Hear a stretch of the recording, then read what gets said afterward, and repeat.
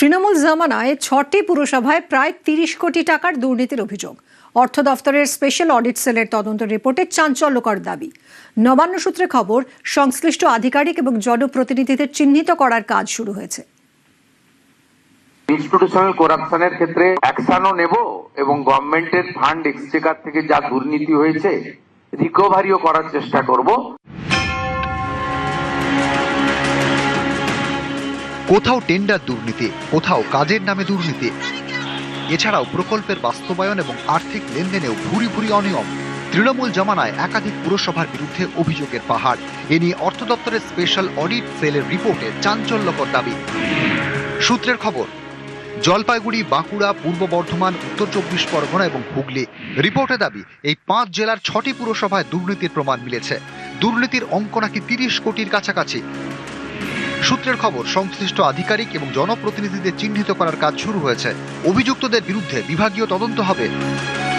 আইন অনুযায়ী ব্যবস্থার প্রস্তুতিও নেওয়া হচ্ছে। দুর্নীতির প্রমাণ মিললে সংশ্লিষ্ট আধিকারিক এবং জনপ্রতিনিধিদের বিরুদ্ধে কড়া পদক্ষেপ নেওয়া হবে, এফআইআরও হবে। আমরা অডিট কমিটি বসিয়েছি অনেকগুলো পৌরসভায়, এখনো কিছু কিছু বাকি আছে। সেখানে সেই কমিটি দেখবে কাজের কোয়ালিটি কি আছে, আদৌ কাজ হয়েছে কিনা, একটা কাজে কবার টেন্ডার হয়েছে, পুরো বিষয়গুলো দেখে যদি উই আর স্যাটিসফাইড আমরা পেমেন্ট ছাড়বো। এইভাবে একটা অডিট কমিটি গঠন করা হয়েছে। পুরসভার বিরুদ্ধে অভিযোগ উঠলে সাধারণত প্রাথমিক তদন্ত করে রাজ্যের পুর ও নগর উন্নয়ন দপ্তরের অধীনে থাকা ডিরেক্টরেট অফ লোকাল বডিজ। সেই তদন্তে দুর্নীতির তথ্য মিললে তারা স্পেশাল অডিটের আবেদন জানায়।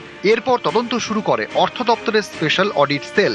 শুধু ৬টি পুরসভায় নয়, আরও বেশ কয়েকটি পুরসভায় চলছে এই অডিট।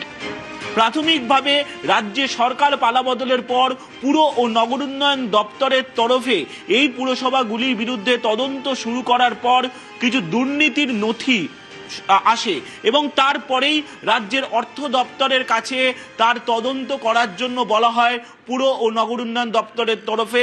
তারপরেই অর্থ দপ্তরের স্পেশাল অডিট সেল এই তদন্ত শুরু করে, আর সেই তদন্তেই একের পর এক চাঞ্চল্যকর তথ্য। ক্যামেরায় কুণাল চৌধুরীর সঙ্গে সোমরাজ বন্দ্যোপাধ্যায়, নিউজ 18 বাংলা, কলকাতা।